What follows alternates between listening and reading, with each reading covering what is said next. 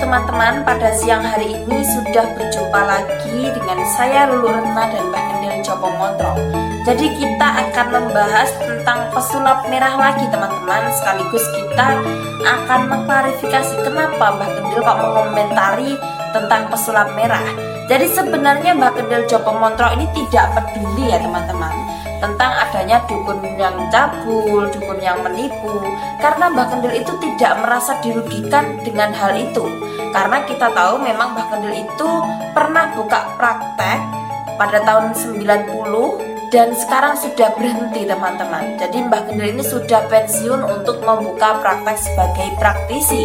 Adapun dari teman-teman ada yang meminta tolong kepada Mbak Kendil, Mbak Kendil menolongnya adalah bentuk dari dharma bakti kepada sesama manusia.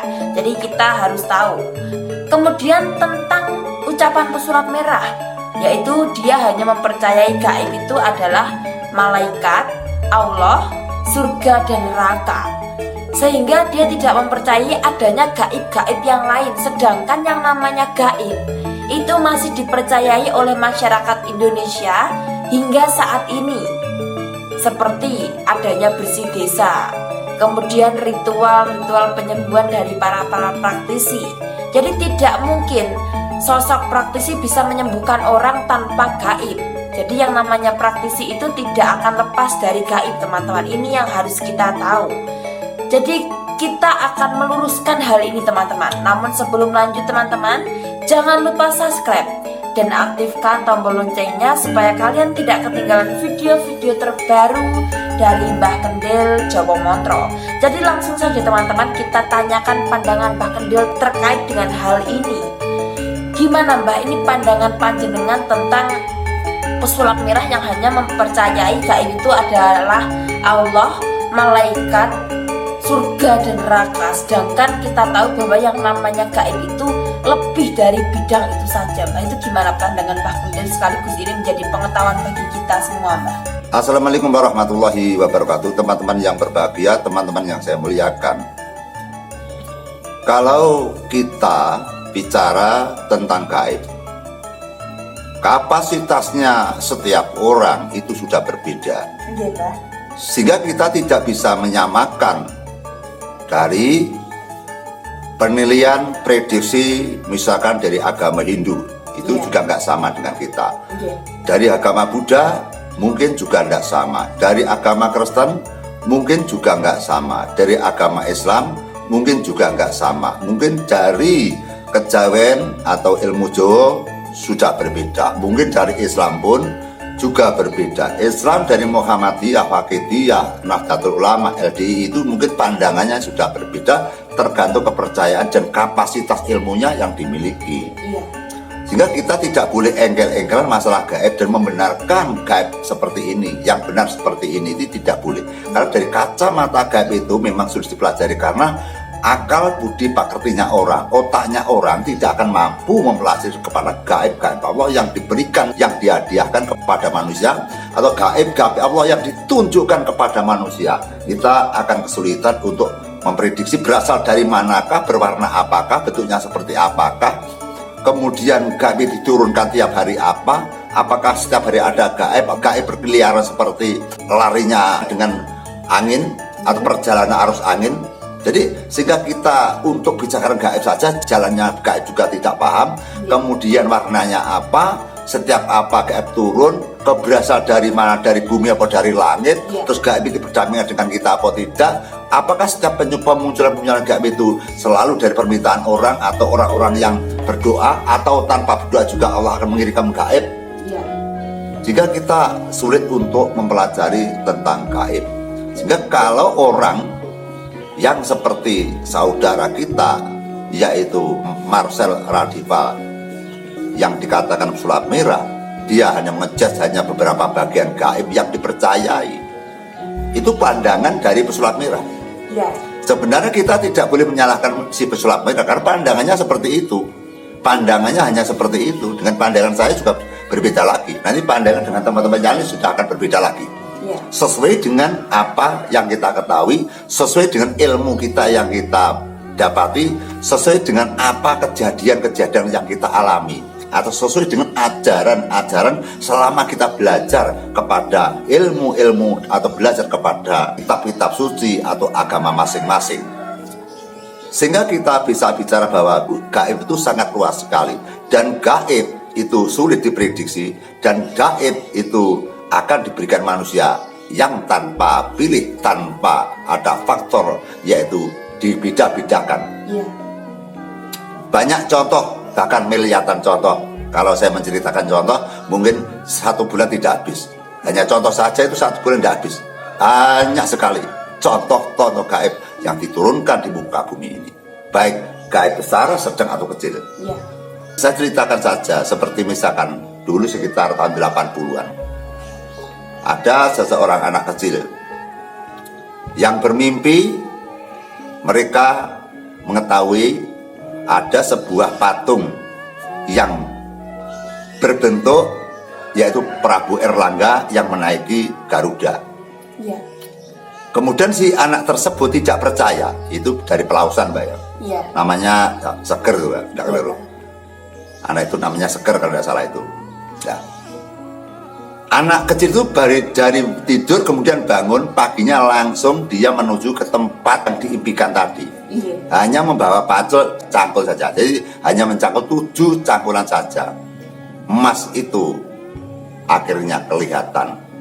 Setelah emas tadi atau bentuk patung tadi kelihatan, maka anak tersebut dengan jujurnya melaporkan kepada aparat desa sampai ke kantor polisi, sampai orang berbuyun-buyun untuk menyaksikan patung Erlangga yang naik Garuda tadi adalah emas murni peninggalan zaman Majapahit atau zaman Singosari.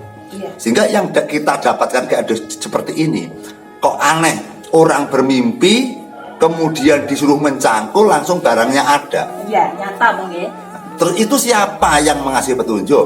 Kok tidak dulu-dulunya yang ditemukan orang lain? Padahal itu kan di sawah. Kok tidak ditemukan orang lain? Pada saat orang lain mencangkul, pada saat orang melukung Garut di situ, kok nggak menemukan? Malah pada saat itu hanya ditemukan seorang anak kecil yang pada saat itu sekolah dengan biaya yang susah payah sekali untuk membiayai biaya sekolahnya. Kemudian si anak itu bermimpi supaya untuk yaitu mengambil patung berupa emas yang ada di sawah atau di Petegalan. Akhirnya juga terbukti bahwa emas itu sampai sekarang masih ada di museum. Kemudian pertanyaan kita, siapa yang memberitahu bahwa di situ ada emas? Masih banyak sekali contoh-contoh. Bahkan saya sendiri juga mengalami ribuan kejadian yang berasal dari gaib yang diturunkan kepada hambanya. Saya pernah ada orang, saya ulang lagi, pulang dari rumah sakit 18 hari di keadaan koma. Keluarganya ke rumah saya kasih air putih yang tanpa saya mantra, tanpa saya doakan, karena saya sudah ngerti bahwa nanti tidak mungkin sembuh. Makanya saya tipu bahwa saja nanti diminumkan, nanti di dahi, kemudian di dada dan di jempol kasih air ini. Kalau mau nanti kasihkan minum. Paginya langsung orangnya sembuh. Padahal itu tanpa mantra, tanpa japa itu. Orang yang keadaan koma 18 hari hanya pakai air putih bisa sembuh. Tapi apabila itu diulang lagi, apakah bisa sembuh? Kan belum tentu. Itulah gaib, saudaraku. Sampai saya dikatakan diberi gelar nama berhubung di tempat toko saya ada tempat-tempat ada jamu. Pada saat itu kami merupakan pembukaan pertama sebagai kios jamu, hingga kita tidak beli dengan rak-rak yang mahal, kita hanya pakai kendil-kendil jamu saya letakkan di dalam kendil-kendil itu, sehingga kalau dilihat dari luar kelihatan alami gitu loh. Jadi kios jamu kendil. Akhirnya mereka tidak mau menamakan Pak Bin, dinamakan sekarang penjenengan saya namakan Mbah Kendil Joko Montro, karena sembuhnya si ponakan saya itu dari mantra dari orang ini. Di samping itu saya namakan Mbah Kendil Joko Montro, ya Mbah Joko Kendil.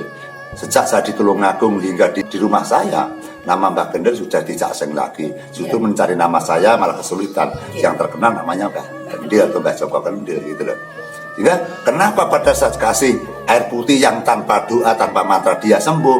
Kenapa? Karena gaib yang diturunkan oleh Allah kepada hambanya. Jadi Allah memberikan hadiah kepada orang yang sakit itu, gitu loh, lantaran saya. Jadi Allah tidak memberikan gaib kepada saya, Allah tidak memberikan hadiah kepada saya, tapi Allah memberikan hadiah kepada pasien itu yang sudah sakit. Mungkin pasien itu orangnya baik, mungkin ibadahnya baik, sedekahnya baik, akhirnya orang yang sakit itu dikasih pengobatan atau dikasih sembuh dari Allah dengan lantarannya saya. Dan masih ada lagi banyak kejadian aneh-aneh yang saya lakukan. Pada saat saya mengadakan pertapa, saya sebutkan di sana agar kita tidak ada rasa curiga atau rasa yang dimungkinkan nanti tipu menipu gitu. Saya dulu mendapat ilham untuk bertapa 41 hari. Karena saya bermimpi ke sebuah tempat, saya diperintah untuk dalang ke tempat punden. Nah, jarak 2 hari di desa saya ada seorang sosok dalang. Berhubung saya juga dalang, terus tetangga saya nanggap wayang, saya menghormati kepada dalang, saya nonton wayang, nonton perdalangan dia. Namanya dalang Ki Siswoyo. Ki Siswoyo dalang di Desa Padangan. Saya pun juga di Desa Padangan di daerah Parisana. Saya menonton wayang, dalang itu nyabetkan wayang, di belakangnya murat-marit wayangnya itu karena tidak ada penyumbing. Saya langsung naik genjot, masuk di pementasan, saya langsung di belakangnya dalang. Pak Siswoyo tidak tahu kalau saya di belakangnya karena saya juga tidak kenal Pak Siswoyo. Pak Siswoyo juga tidak kenal dengan saya. Akhirnya setelah beberapa menit saya duduk di situ, Ki Dalang Siswoyo kemudian berpaling seperti ini. Terus saya disalami, "Mas, rumahnya mana?" Saya di Tangkilan itu, Pak. Tangkilan yang mana? Saya suaminya Bu Sumiti Sinden. Kalau Bu Sumiti, Siswoyo kenal sekali karena istri saya juga seorang pesinden. "Oh ya, kapan-kapan kita mampir, Pak. Tolong nanti setelah pentas ini panjenengan teng griya kula." Itu pentas loh, Pak Dalang Siswoyo itu pentas itu bisa seperti. "Rumahnya mana, Mas?" "Rumah saya adalah di Sidoarep." "Rumah saya di Sidoarep, Kecamatan Pelemahan, Pak. Nanti Bapak naik len menuju ke Bogo. Setelah Bogo nanti ambil jurusan ke desa Sidoarep. Itu ada lennya, Pak, itu. Pokoknya naik len dari Tangkilan menuju ke Pelemahan, nanti turun di perempatan desa Sidoarep, tanya Dalang Siswoyo atau anak Pak Kami Tua Sepuh." Jadi Pak Dalang Siswoyo itu anaknya Pak Kami Tua. Nah, konten ini bisa didengar oleh warga desa Sidoarep. Saya pun juga lama di sana, maksudnya 41 hari. Nah, setelah pementasan wayang itu selesai, kemudian paginya saya berpamitan, "Mas, saya minta pamit. Kalau bisa mampir ke rumah saya." "Nggak bisa, Pak Bintoro, karena kita langsung pulang." "Oh iya, kapan-kapan saya ke rumahmu, Pak Dalang." "Oh silakan, Pak Bintoro, saya nanti. Ya nanti saya naik len saja, Pak, agar kita bisa menemui Mas Dalang Siswoyo." "Silakan, Pak." Nah, setelah itu malamnya saya bermimpi ditanggap orang supaya dalang ke sebuah punden. Terus kemudian di dalam impian saya berangkat ke situ, penontonnya ramai sekali. Terus saya tanya, "Pak, apakah wayangan ini dalangnya Pak Bintoro?" Nah, penontonnya jawab, "Oh bukan, Pak, ini nanti wayangnya wayang kayu, wayang kerucil, Pak." "Lah Bapak wayang apa?" "Saya wayang Purwo, wayang kulit." Nah, padahal saya sudah membawa beberapa wayang, sudah membawa beberapa yogo, membawa sinden. Terus kemudian ke tempat itu ternyata bukan saya yang dalang. Yang dalang adalah orang lain, dan wayangnya bukan wayang kulit, wayang kayu, wayang kerucil. Akhirnya bermasalah, saya mencari panitianya. "Lah ini apakah desa Sidoarep?" "Iya, ini desa Sidoarep, Pak." "Ya Bapak itu yang calang siapa?" "Saya tidak jelas, pokoknya saya suruh dalang di sini. Saya sudah dikasih DP, Pak. Sudah dikasih DP 500.000 supaya dalang di sini gitu." Lah padahal ini nanti dalangnya bukan wayang kulit, dalangnya bukan berasal dari wayang Purwo, Pak. Coba kita bertanya, "Tolong Mas, saya temukan kepada panitia sebenarnya yang dalang siapa, karena saya sudah membawa perabot teman, saya sudah membawa sinden, yogol, kalau wayangnya katanya sini sama son sama genjotnya gitu loh. Akhirnya si panitia itu mencari pamong desa untuk menanyakan sebenarnya nanti dalangnya siapa. Terus kemudian saya bangun terus sudah tidak saya permasalahkan itu, mungkin ya biar belakang. Kemudian saya teringat kepada Mas Dalang Siswoyo yang dalang di Desa Padangan kemarin, kan dalangannya baik sekali, sabetan bagus, caturnya bagus, suaranya juga bagus, gending sangat paham sekali. Saya juga mengidolakan kepada dalang itu. Pada saat itu saya belum terkenal saya belum terkenal sama sekali. Saya ingin belajar tentang pewayangan, mencangkok dari Mas Dalang Siswoyo gitu. Terus kemudian saya naik len dari Tangkilan Padangan menuju ke Sidoarep, ke rumahnya Mas Siswoyo.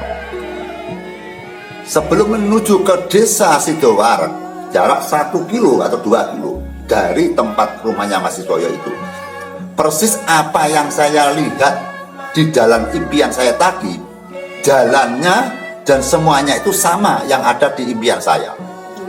Terus kemudian si len tadi melewati pundennya di timur jalan, namanya Mbah Tumpek, punden Mbah Tumpek. Saya terkejut loh, ini tempat saya bermimpi tadi malam, saya dalang di sini, kok malah di sini dalangannya dalangan wayang krucil. Kemudian saya tetap menyimpan ke dalam hati. Kemudian di situ di perempatan Sidoarep, saya ke rumahnya Pak Dalang Siswoyo, malah diantarkan Pak Dalang Gondo. Pak Dalang Gondo atau Mbak Gondo itu Pak Puhnya Mas Dalang Siswoyo. Pak tanya, rumahnya Pak Dalang Siswoyo mana? Itu sama dari Padangan. Saya antarkan Mas. Saya juga dalang, saya Pak Puhnya Pak Siswoyo. Saya diantarkan Pak Gondo menuju ke rumahnya Siswoyo atau rumahnya Pak kami tua sepuh. Dan kemudian di sana saya bercerita. Pak Woh saya tanya, atau Pak Siswoyo saya tanya, itu di timur jalan kok ada seperti punden itu, apakah benar setiap tahunnya dia wayangan? Iya Pak Bin, itu makamnya Mbah Tumpek, itu penderek Pangeran Diponegoro yang ada di sini. Maka di sini dikatakan Sidoarep dulu itu apabila ada perayaan itu Mbah Tumpek itu hanya adang 1 kali, ya 1 dandang dimakan seluruh desa itu tidak habis-habis. Makanya dinamakan Desa Sidoarep. Di punden itu, perasaan saya kemarin, saya bermimpi dalang ke situ. Ternyata dalangnya di situ bukan wayang kulit, tapi wayang krucil. Pak Wo membenarkan. Loh, benar Pak Bin. Memang di sini itu kalau setiap tahunnya pentasnya yaitu tidak pakai wayang Purwo, tidak pakai wayang kulit, pakai wayang kayu, wayang krucil. Impian jenengan benar itu. Terus kemudian yang saya herani itu tempat kejadiannya sama. Terus setiap bulan ruah itu pasti diadakan pagelaran pementasan di situ dengan upacara adat istiadat desa situ. Terus kemudian impian saya kok seperti kejadian yang nyata yang setiap ruah dilaksanakan untuk nanggap wayang. Artinya seperti saya itu dipanggil oleh sosok-sosok yang ada di punden situ gitu loh. Terus kemudian saya diantarkan oleh Mas Siswoyo untuk menuju ke punden itu. Sehingga saya masuk ke punden jebret, apa yang saya rasakan persis yang ada di dalam impian saya. Bahkan makamnya pun juga sama yang saya lihat di dalam impian saya. Akhirnya saya memutuskan, karena saya bangganya hati saya, maremnya hati saya hadiahkan bahwa tempat ini akan saya pakai untuk bertapa 41 hari. Bilang lagi, punden tadi saya kasih hadiah, saya bertapa di situ atau tirakata di situ 41 hari. Nah, berhubung di zaman keramaian itu kan tahun 1993 Mbak. Jadi zamannya sudah rame, sudah seperti zaman-zaman seperti ini. Kalau kita melaksanakan pertapa atau kita melaksanakan prihatin, kita dipamerkan orang, kita ditunjukkan orang, itu kan tidak baik. Contoh seperti musafir Mbah Gendil, kemudian dia menjadi musafir macak seperti peragaan film, pakai kacapil, pakai tongkat, pakai tas, jalan di perjalanan, itu kan masih disambut orang. Coba kalau Mbah Gendil dulu itu pakai kaos biasa, celana biasa, pakai topi, tidak pakai kayu, mungkin jalan di desa tidak ada yang tanya itu. Artinya di dalam kita tirakat itu tidak boleh menyombongkan diri. Tidak boleh ditunjukkan. Maka di dalam saya tirakat di Desa Sidowarat 41 hari, saya di situ berpura-pura menjadi bakul dawet. Nah, jadi niat saya tidak bakul dawet, niat saya bertapa di situ, tirakat di situ. Saya berpura-pura bakul dawet atau jualan dawet. Akhirnya sang istri saya suruh pergi ke pasar belanja selengkapnya dari gula dan sebagainya, kendil. Jadi peralatan dari kendil-kendil itu, pakai daunnya pakai kendil-kendil itu. Jadi saya memasak di situ, terus bersama istri pada waktu siang, tapi pada waktu malam saya ke tempat keramat itu, tirakat di situ. Nah, akhirnya masyarakat pun tidak terlalu curiga kepada kita karena kita dianggap bakul dawet, dianggap kita seorang penjual dawet. Tapi juga ada orang yang bertanya karena saya berjualan dawet ini saya dikasih uang tidak mau gitu Mbak. Nggak bayar. Ini memang saya siapin untuk 41 hari, modalnya sekian juta itu sudah saya siapin. Uang sudah tersedia. Sehingga saya jualan dawet itu tidak saya suruh bayar, saya gratiskan. Nah, dengan adanya saya menggratiskan dawet tadi, akhirnya bisa menjadi masalah besar di desa itu. Banyak yang tanya-tanya. Pada suatu malam, sekitar 38 hari, kita programnya kan 41 tuh Mbak, 41 malam. Tirakat di Sidowarat, masih 38 hari. Kemudian di desa itu ada kemalingan warganya, artinya warganya kemalingan. Sehingga sama TV dan sebagainya. Nah, kecurigaan dari masyarakat yang disinari adalah saya, karena saya membawa surat boro saya berikan Pak Wo tidak diberikan kepada desa itu. Hanya dipegang Pak Wo sendiri surat boro saya tadi.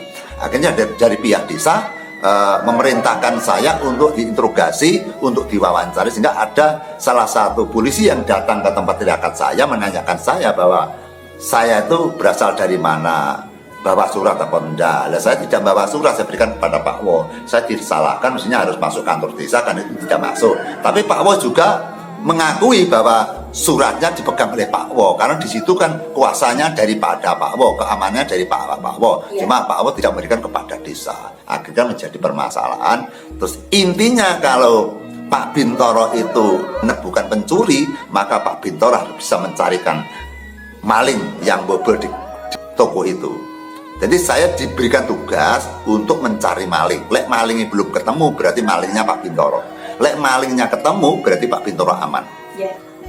Jadi itu sangat berat sekali bagi saya. Sulit sekali.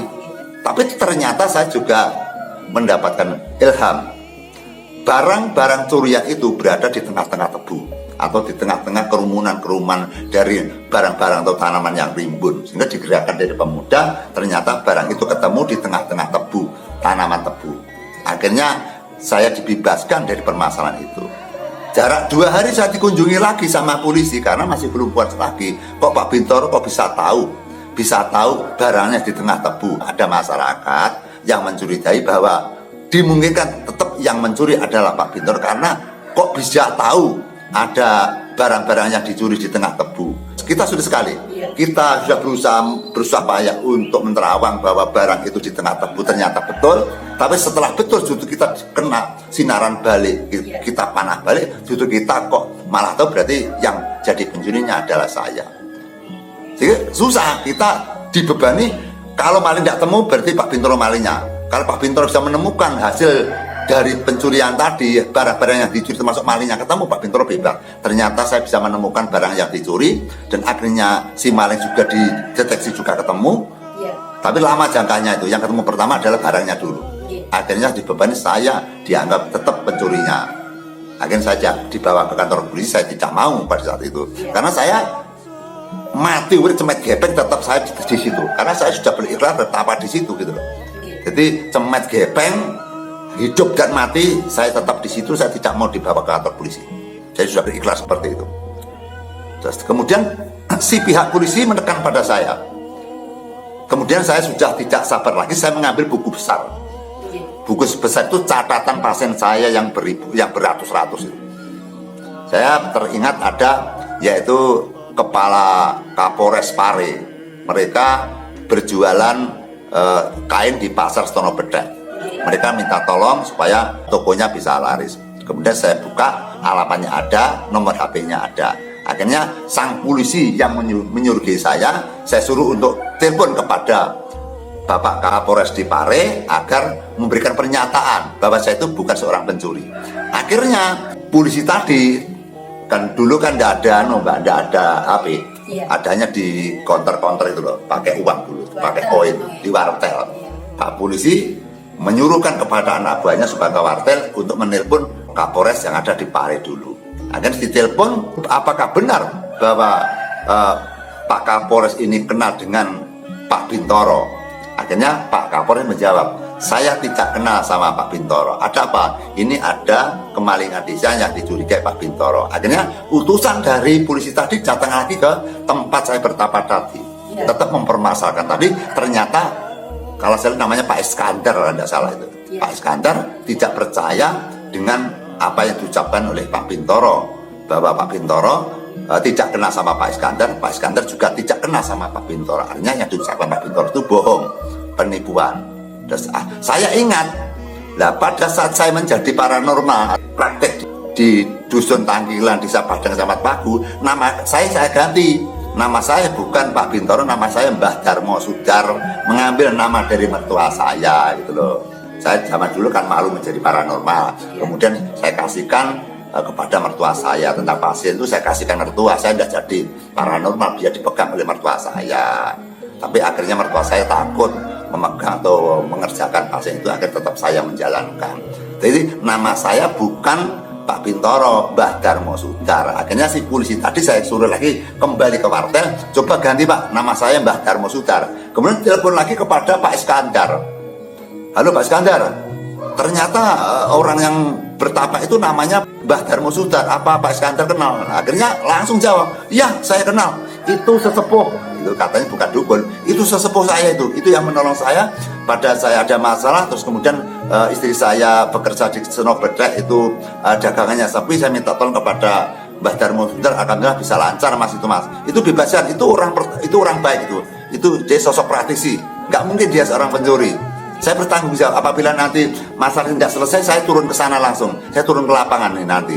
Akhirnya utusan Pak polisi tadi kembali lagi ke tempat pertapa saya. Dinyatakan bahwa benar memang Pak Bintoro itu namanya Mbah Darmo Sudar. Mbah Darmo Sudar ada nama mertua saya, dan Mbah Darmo Sudar ada sosok praktisi atau sosok yang tertolong. Akhirnya saya bebas daripada yaitu kecurigaan yang dianggap saya maling.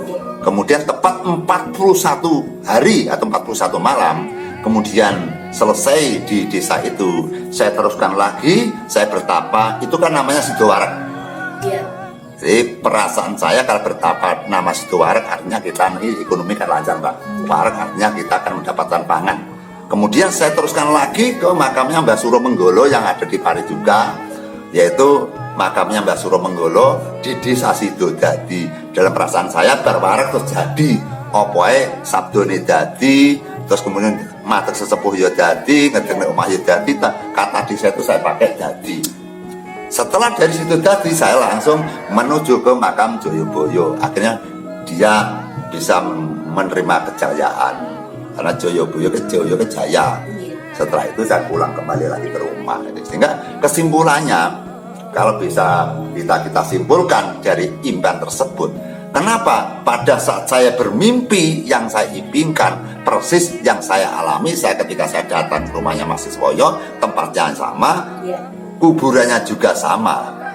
Artinya itu bisa dikatakan juga merupakan gaib karena sulit dipikirkan oleh nalar. Saya tambah satu kali lagi cerita saya. Ini saya cerita gaib saja, barangkali sebagai hiburan kita semua. Pada saat saya dari Desa Tangkilan Padangan, berhubung nenek kakek saya sudah tua, saya ditarik pulang agar merawat kakek nenek saya yang ada di Desa Bendorojo, Kecamatan Udanau, Kabupaten Blitar, Provinsi Jawa Timur. Ini dari Pare saya ditarik ke Desa Bendorojo untuk merawat kakek dan nenek. Nah, setelah di Desa Bendorojo, saya juga melaksanakan tetap prihatin, melek, puasa dan sebagainya. Pada saat itu saya masih jiwa ilmu Jawa. Saya senang menciptakan pusaka-pusaka, kita senang ke tempat-tempat keramat, seperti itu pada saat era itu. Nah, pada saat di Desa Bendorejo, saya menciptakan pusaka seperti pusaka batu, pusaka Nyai Blorong itu yang berasal dari batu, yang berasal dari batu nisan atau batu maesan atau batu nisan. Itu saya ciptakan di Desa Bendorejo. Pada saat bikin keris itu, kemudian ada orang yang datang berasal dari Malaysia. Nah, si mereka juga tidak kenal saya juga tidak kenal dia. Lah dia datang ke rumah saya itu karena impian. Sekarang kita masukkan logika. Saya sama dia tidak kenal, dia sama saya tidak kenal. Saya rumahnya dia juga tidak kenal, dia dengan rumah saya juga tidak kenal. Kenapa bisa datang ke rumah saya? Karena dia bermimpi. Pada suatu malam, yang namanya Mas Solikin dari Malaysia, dia menjadikan praktisian, membuka praktek yaitu supranatural atau paranormal di Malaysia sana. Nah, terus kemudian si Mas Solikin tidak kenal saya juga tidak kenal sama Mas Solikin. Mas Solikin tidak kenal atau tidak tahu rumah saya, alamat saya juga tidak tahu alamatnya Mas Solikin. Tapi kenapa Mas Solikin bisa datang ke rumah saya, menghadap saya? Karena Mas Solikin itu bermimpi. Pada saat Mas Solikin itu mengadakan tirakat atau puasa mute, dia punya menjalankan perintahnya gurunya. Dia bermimpi supaya Mas Solikin menemui saya, yaitu Pak Bintoro, alamatnya Desa Bendorejo, Kecamatan Udanau, Kabupaten Blitar. Saya ulang lagi, Mas Solikin memimpikan saya supaya Mas Solikin mendatangi orang bernama Pak Bintoro, Desa Bendorejo, Kecamatan Udanau, Kabupaten Blitar. Nah, pada zaman itu saya nggak kenal sama Pak Solikin. Pak Solikinnya tidak kenal sama saya tidak kenal alamatnya Pak Solikin. Pak Solikin juga tidak tahu Desa Bendorejo, tidak kenal gitu loh. Tapi di dalam impian itu persis yang diucapkan orang yang berbaju putih itu jelas bahwa temui Pak Bintoro, alamatnya di Desa Bendorejo, Kecamatan Udanau, Kabupaten Blitar, Provinsi Jawa Timur. Itu kena alamat itu diberikan kepada Pak Solikin. Impiannya ada sosok orang berjubah putih memerintahkan Pak Solikin agar mencari yaitu sosok yang bernama Pak Bintoro. Akhirnya mereka datang ke rumah saya, tanya-tanya sama tetangga saya, apakah benar panjenengan ingkang nami Pak Bintoro? Inggih benar. Apa benar Pak Bintoro itu juga seorang dalang? Benar Mas. Kemudian dia terkejut, dia diam sejenak, tidak bicara sama sekali. Saya tanya, ada apa Mas? Dia tergeleng-geleng itu. Saya bermimpi Pak. Rumah saya sebenarnya adalah daerah Blitar, daerah Blongkos. Tapi setelah saya bekerja di Malaysia, saya menjadi penduduk Malaysia sana. Dan saya buka praktek supranatural atau paranormal di sana. Pasien saya juga banyak Pak, alhamdulillah. Kemudian pada waktu malam saya bermimpi ditemui orang berbusana putih atau berjubah putih, bilang bahwa saya harus menemui Pak Bintoro. Terus saya bertanya, alamatnya mana? Alamatnya Desa Bendorejo, Kecamatan Udanau, Kabupaten Blitar, Provinsi Jawa Timur. Itu yang bilang itu orang yang berjubah putih. Terus seketika dia lilir atau bangun dari tempat tidur, langsung dia lari mengambil pulpen sama kertas, nama saya dicatat. Takut dia nanti tidur terus hilang ingatan. Biasanya kan seperti itu. Dicatat nama saya jelas, nama Pak Bintoro, alamat Desa Bendorejo, Kecamatan Kabupaten Blitar, Provinsi Jawa Timur, itu dicatat. Kemudian tidak lama kemudian dalam 1 minggu saudara Solikin mencari saya dan bertemu saya. Terus kemudian dia bertanya, apakah bisa Pak Bintoro memberikan hadiah kepada saya sebagai oleh-oleh saya agar saya nanti pulang dengan senang hati. Hadiahnya apa Mas? Saya tidak punya apa-apa. Saya minta sesuatu yang dimiliki oleh Pak Bintoro, 1 lanjaran saja. Akhirnya saya perintahkan Mas Solikin untuk menjalani ilmu saya 1 lanjaran, yaitu mereka saya tanam di bawah tanah selama 11 hari 2 malam untuk pabrik ini, karena agar bisa menemukan sesuatu yang kita inginkan. Nah, terus kemudian Mas Solikin menjalankan pertapa di bawah tanah itu, saya kasih amalan. Nah, Amalan itu ada titik-titiknya. Titik-titik itu nama yang akan nanti bisa diperintah. Akhirnya pada suatu malam akan habis pada waktu yaitu Pati Geni, mereka kaget ada sosok hitam. Kemudian setelah dia melihat, dia hanya mengacungkan ini, tangan ini. Sama Mas Solikin ditanya, siapa kamu? Itu diam. Terus ditanya lagi Mas Solikin, siapa namamu? Dia mengaku, nama saya ini. Setelah itu terus saya ambil air, karena waktunya sudah selesai. Saya siramkan kepada lubang 7 gelangan tadi. Dia terkejut seperti ini. Terus saya pakai ondo, karena itu jalan sekitar ada 6 atau 5 meter dari menuju ke sana. Saya pakai ondo biar gelap. Terus kemudian dia kan lemas. Saya kasih air putih. Itu setelah maghrib saya angkat ke atas. Saya tanyakan, bagaimana kuat untuk jalan Mas? Kuat Pak? Saya bawa ke kali, saya bawa ke Kali Bendo agar mandi di Kali Bendo. Saya mandi, pulang, saya kasih minum air putih, kemudian makan. Terus saya tanya, apa yang kamu dapatkan pada saat berpuasa tadi, pada ngobrol tadi Mas Solikin? Saya ada orang sosok hitam yang tangannya seperti ini Pak Bintoro. Saya tanya, siapa kamu? Dia hanya diam saja. Terus saya tanya lagi, siapa nama kamu? Dia menjawab, nama saya ini. Saya langsung hilang Pak Bintoro. Akhirnya saya dengan tersenyum, nama itu yang dia bilang kasih nama kepada kamu, misalkan namanya Budi aja, nama saya Budi. Nama Budi itu masukkan kepada titik-titik amalan itu. Titik-titik tadi itu cara unen-unen ada titik-titiknya, itu dimasukkan nama Budi. Itu nanti yang akan membentengi kamu Mas Solikin. Akhirnya Mas Solikin tadi tetap belum puas. Saya masih minta satu lagi Pak Bintoro, amalan lagi, agar saya lebih mantap lagi saya pulang ke Malaysia nanti. Saya nggak bisa Mas, karena dalam satu suro hanya mengambil satu amalan saja, karena saya nggak bisa mengambil amalan yang lain. Akhirnya saya tawari, kita dulan-dulan saja mau. Kemana Pak Bintoro? Ke Alas Purwo Banyuwangi. Mas Solikin juga mau. Saya siap Pak Bintoro, biaya saya tanggung semuanya Pak Bintoro. Kemudian Mas Solikin saya bawa ke Alas Purwo Banyuwangi, karena saya sering ke sana. Kemudian Mas Solikin masuk ke Alas Purwo, saya suruh untuk mandi.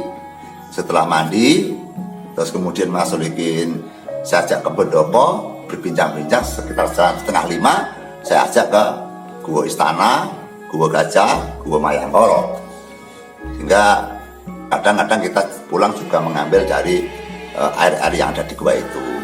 Kita bawa bawa surigen, nanti diisi air agar kita nanti untuk kenang-kenangan pulang di gua nanti. Yang pertama masuk gua Gajah, Gua Mayangkoro, dan Gua Istana. Setelah 3 gua itu kita masuki dan kita berdoa di situ. Sekitar jam 7 malam kita sudah mulai tidak ada orang di situ. Jadi di pendopo Alas Purwo itu tidak ada orang sama sekali, semua masuk ke gua-gua, mungkin takut ada harimau dan sebagainya. Ini setiap gua itu kan ada obor, ada oncolnya itu untuk keamanan. Jadi saya dengan Mas Solikin hanya sendirian di pendopo itu. Terus kemudian saya perintahkan Mas Solikin untuk berpisah dengan saya. Berani Mas sampai berpisah dengan saya pada malam ini? Berani Pak Bintoro? Sama tidak takut? Tidak Pak Bintoro, saya mati pun tidak masalah. Oh iya, terima kasih. Akhirnya Mas Solikin saya perintahkan untuk di sebelah timur, saya di sebelah barat, melaksanakan meditasi, memohon kepada Sang Pencipta agar kita diberi umur yang panjang, diberi kekuatan, dan kita diberi kelebihan pada saat itu. Akhirnya Mas Solikin saya kasih kembang setaman. Nanti kalau sudah cukup, kembang setaman ini dilarungkan Mas, ya, dibuang di samudra. Jadi ini kan di pendopo, di sebelahnya kan seperti ada gisiknya, gisik samudra.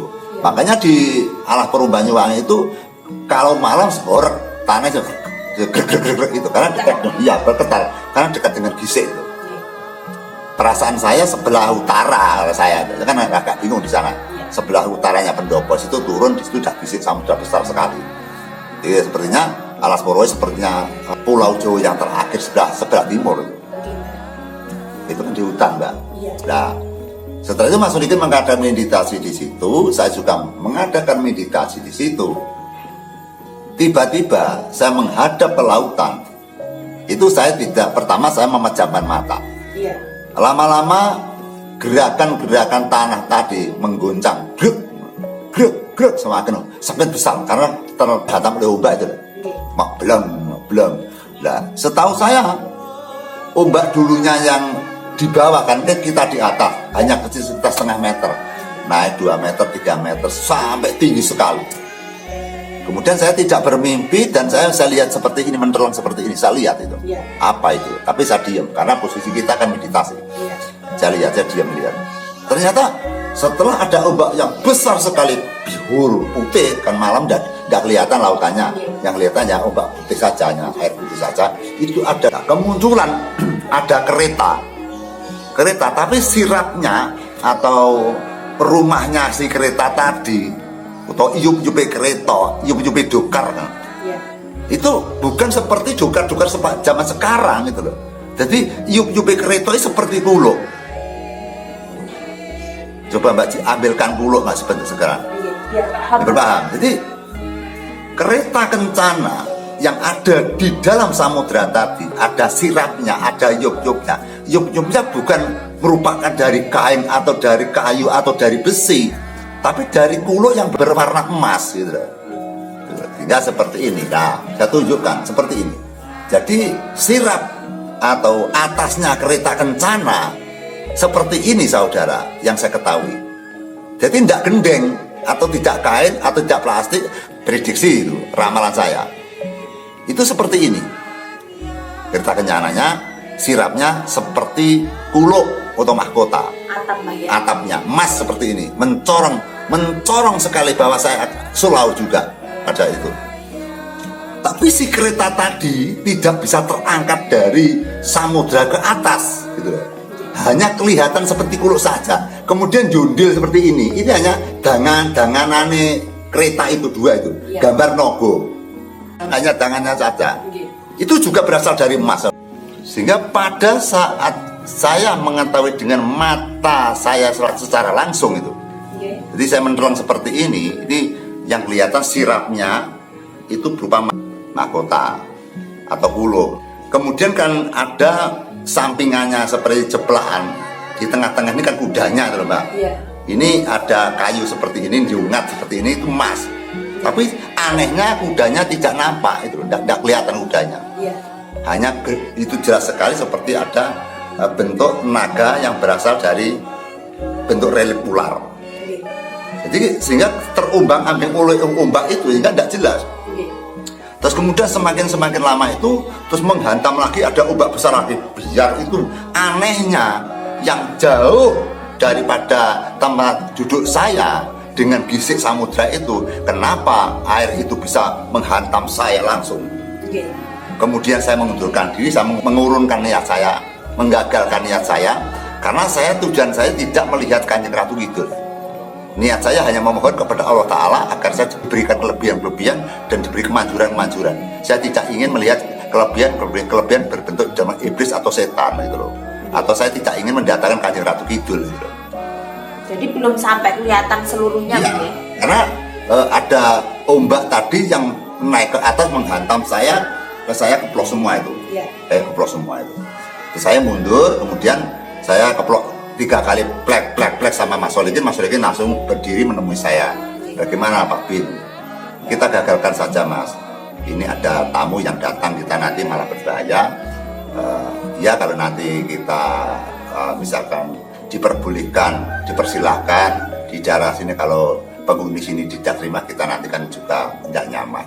Yang penting kita sudah memohon kepada Tuhan, mohon kepada Allah agar kita diberi kelebihan-kelebihan, diberikan yoni-yoni yang mandi, diberi kemanjuran, apa yang kita doakan bisa cepat dikabulkan, oposisi sabda teko sing dicipta dadi, itu yang kita maksud. Sehingga kita tidak ingin menunjukkan pawujan yang berupa astra, berupa demit atau berupa kereta kencana, itu bukan hal itu yang saya minta gitu loh. Saya tidak ingin hal itu terjadi, tapi justru malah terjadi. Terus Mas Solikin bertanya, kejadian apa Pak Binto? Ada cerita nih, gini ini. Sudah, kamu tadi kan bawa ke Mas Taman, kamu turun ke bawah langsung kamu siramkan saja, jangan mendekat pada ombak gitu loh. Kemudian Mas Solikin turun ke sisi lagi, menyiramkan ke Mas Taman, jelas kita pulang. hal-hal yang seperti itu yang bisa dilihat oleh secara mata langsung. Kemudian setelah itu air menghantam saya, kemudian pewujudan kereta kencana tidak ada. Apakah itu tidak disebut gaib?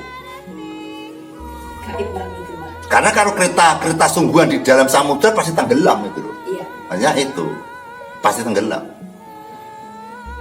Ada lagi keanehan yang saya dapatkan.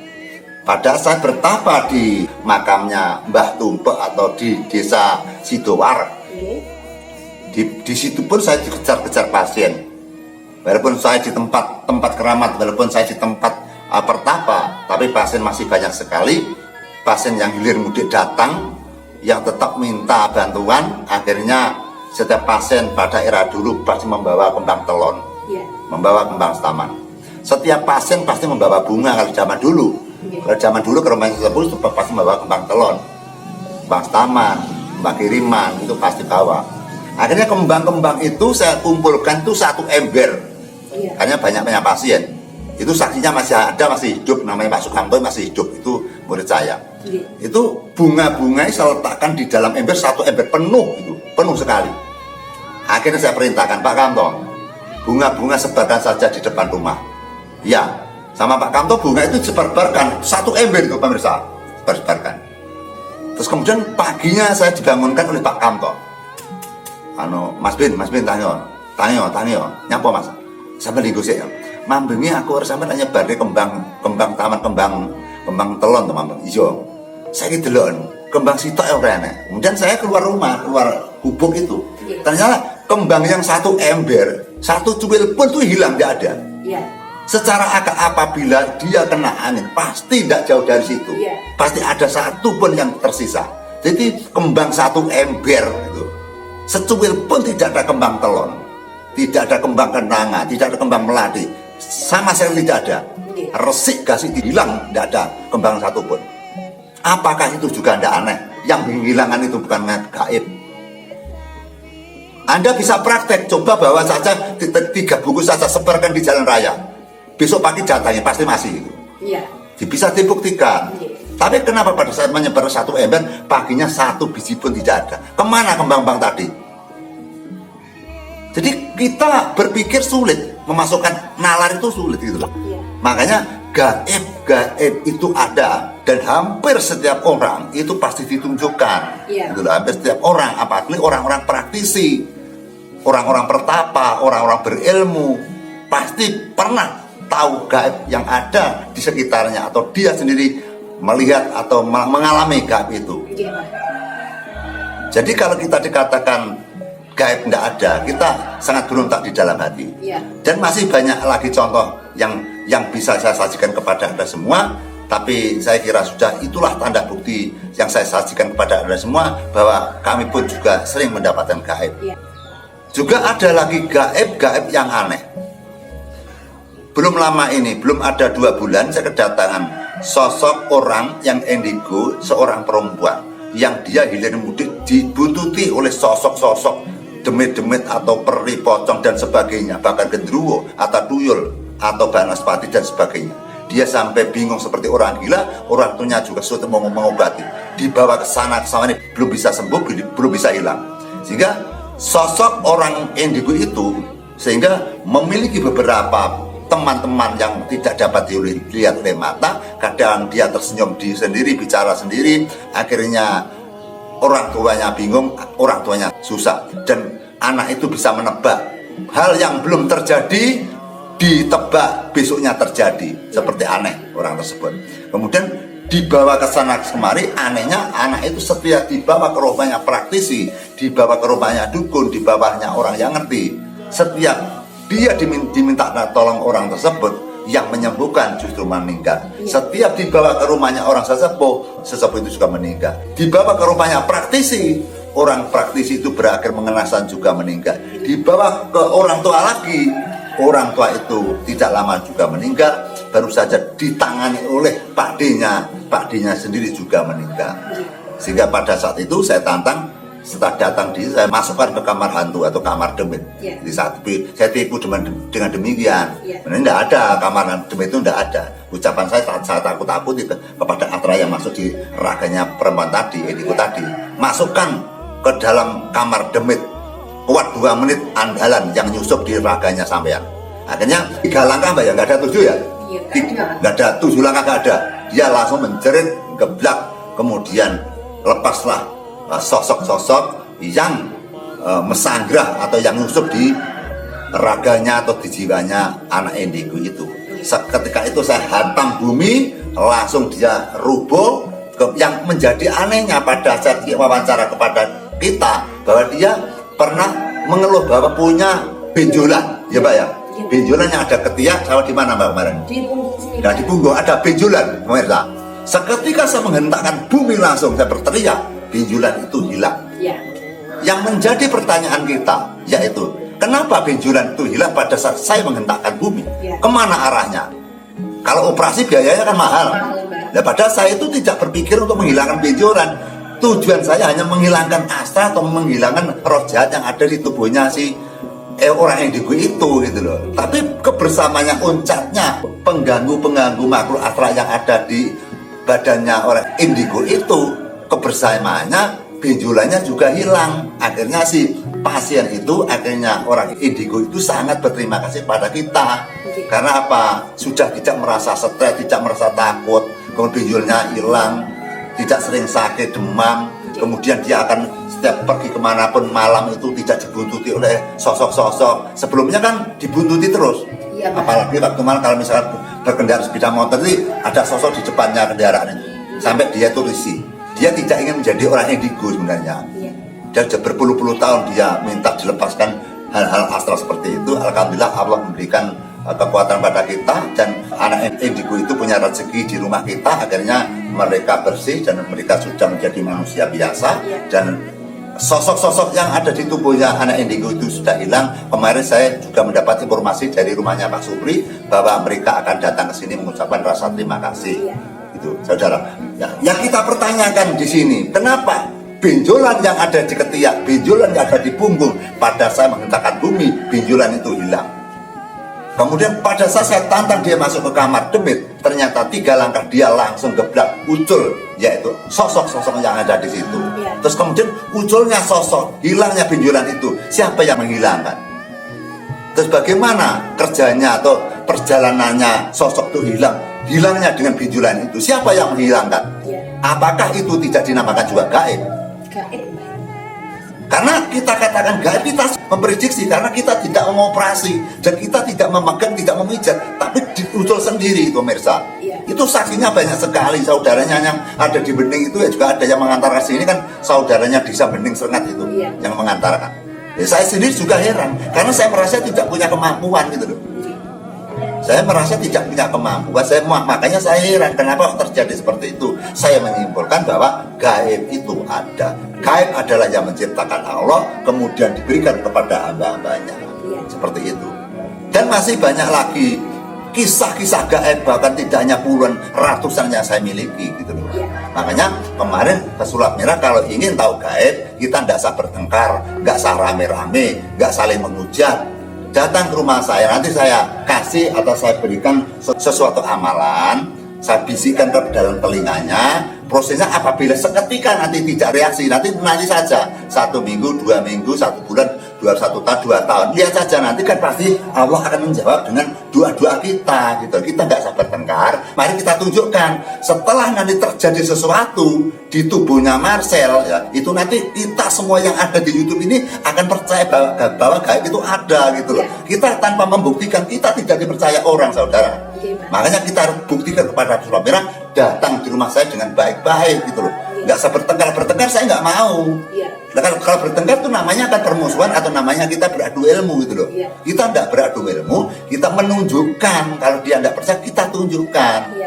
Nanti biar dia tahu, tapi harus ada, yaitu hitam di atas putih. Apabila ada resiko tertentu, maka biasa saya tidak ada urusan hukum gitu loh. Karena saya hanya menolong dia ingin tahu gaib, dan kita tunjukkan, kita usahakan gitu loh.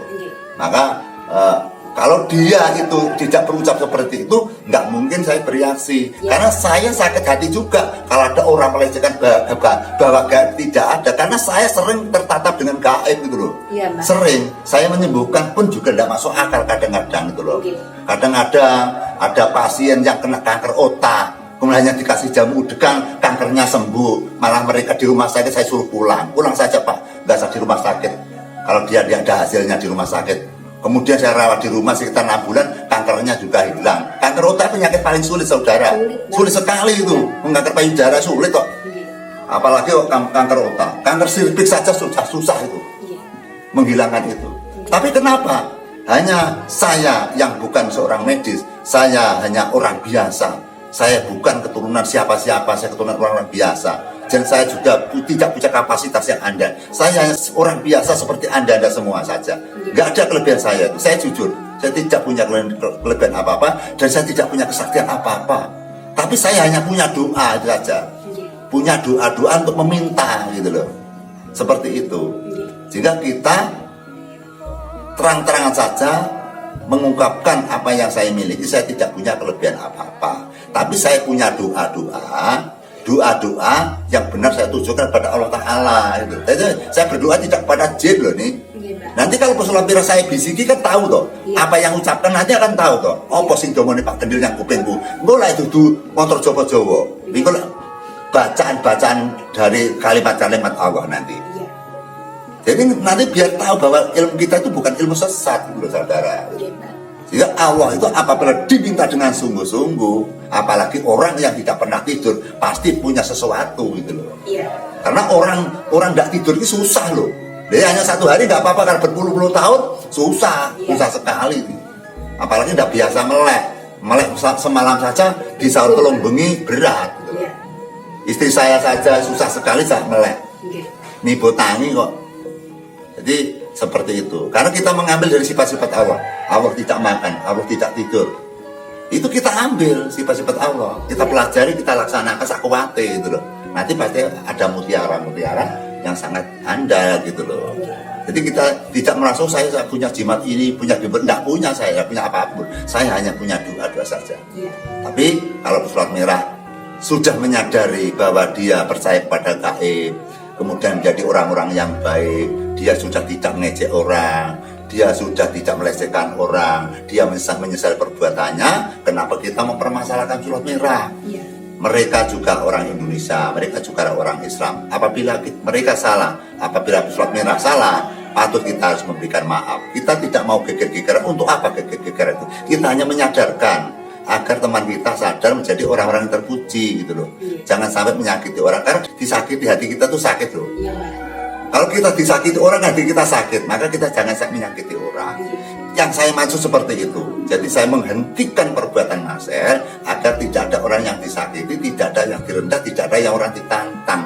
Semoga atas video ini bisa dilihat oleh saudara Marcel, kemudian dia insaf, sadar dan menjadi orang-orang baik. Dia mengambil kesalahannya, dia menyesali perbuatannya.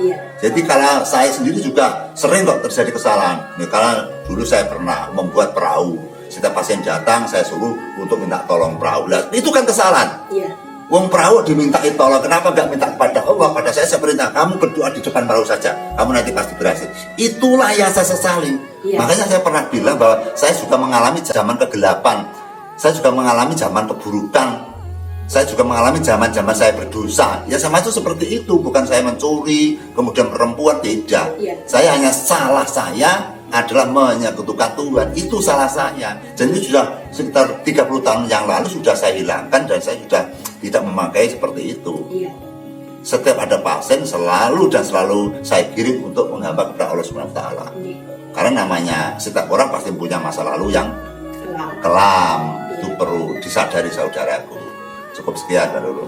Ya teman-teman, jadi itulah, kita tidak mempermasalahkan jika kepercayaan Marcel pribadi, mungkin dia tidak percaya gaib sendiri, itu tidak masalah. Tapi yang jadi masalah, dia itu menggiring orang untuk tidak percaya gaib, atau orang-orang yang bisa melihat gaib atau mempunyai pengalaman tentang gaib itu sama Marcel didempar. Bahkan dijustifikasi bahwa itu bohong. Itu yang membuat kami sangat sakit hati sekali, karena memang pengalaman dari Mbah Kendil Jopo Montro ini benar-benar real, nyata, dan masih ada bukti-bukti atau saksi-saksi yang hidup, teman-teman. Kemudian adanya pesulap merah, dia tidak percaya gaib, justru malah teman-teman itu curiga itu bahannya kadrun bagaimana. Jadi teman-teman curiga, jangan-jangan di belakang masa ada kaum-kaum kadrun yang membenci kepada adat dan benci kepada keyakinan-keyakinan yang ada di Indonesia ini. Ya teman-teman, semoga video ini bermanfaat bagi kita semua sebagai tambahan ilmu pengetahuan kita dari pengalaman Mbah Kendil Jopo Montro. Terus ikuti video kami yang selanjutnya teman-teman, karena pastinya akan lebih menarik lagi. Dan jangan lupa subscribe dan aktifkan tombol loncengnya. Cukup sekian teman-teman pertemuan kita dari video pada hari ini. Untuk ini kami akhiri. Wassalamualaikum warahmatullahi wabarakatuh. Waalaikumsalam warahmatullahi wabarakatuh. Sugeng Rahayu.